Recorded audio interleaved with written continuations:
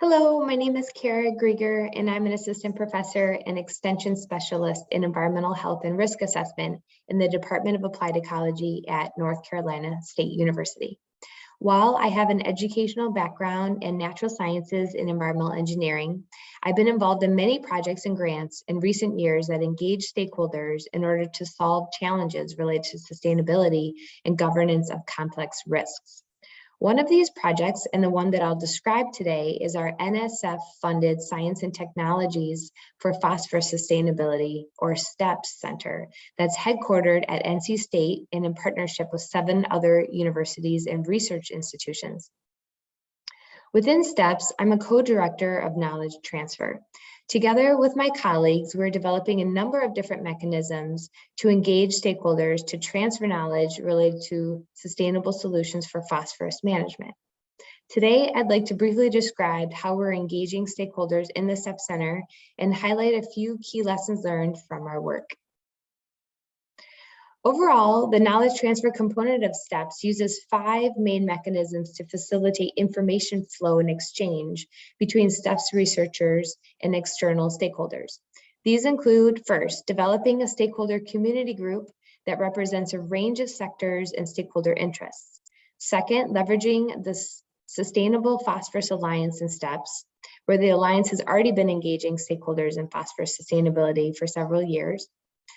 Third, forming technical working groups where stakeholders and STEPS researchers work closely together to develop concrete solutions on specific case studies.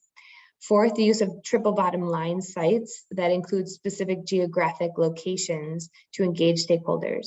And fifth, tapping into agricultural extension programs. Through this work, there are 3 key lessons that I'd like to highlight in terms of what's been working well to engage stakeholders and other areas for further growth. First, it's important to be clear about the goals of stakeholder engagement. What do we want to achieve exactly? The process of clearly identifying goals cannot be overemphasized because this will be ultimately influential and drive the rest of the engagement process. In our work in STEPS, it's become clear that not everyone in the center has had exactly the same goals for engaging stakeholders. Some viewed it as a way to understand stakeholder needs and preferences, while others viewed engagement more along the lines of outreach or just sharing research with external stakeholders. There have also been some who perhaps didn't really know what stakeholder engagement meant at all, and perhaps treated it more as a box checking exercise or something we were just supposed to do. Regardless, it was clear that understanding why we were engaging stakeholders needed to be clearly defined at the beginning of the engagement processes and reiterated through subsequent steps. The second key lesson that I'd like to highlight here is the importance of developing robust processes to identify stakeholders. In other words, who has a stake in decisions being made or interventions being implemented, and whose voice should be at the table? Perhaps more importantly, whose voice has not been at the table and should be included in future work. Similar to identifying clear goals for engaging stakeholders, developing processes to identify who is a stakeholder is extremely important and will influence resulting outcomes of this work. We found that we need to take a multi-pronged approach to identify stakeholders, using a combination of literature searches, tapping to existing networks, conducting interviews and other engagement activities.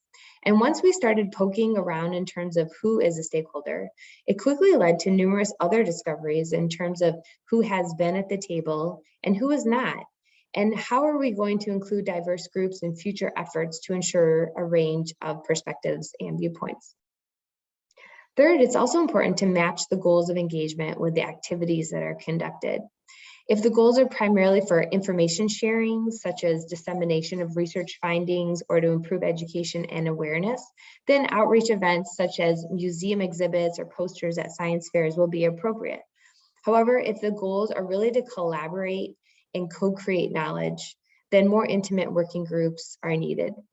In STEPS, we tried to match up the goals of engagement with our activities, although I have to say that I think we still have some more work to do to make sure that the outcomes of these activities are what we envisioned or what we expected.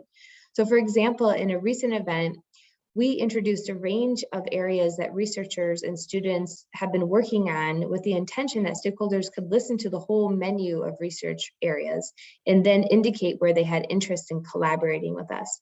However, the range was perhaps too broad for the event, and especially for the stakeholders who ended up attending.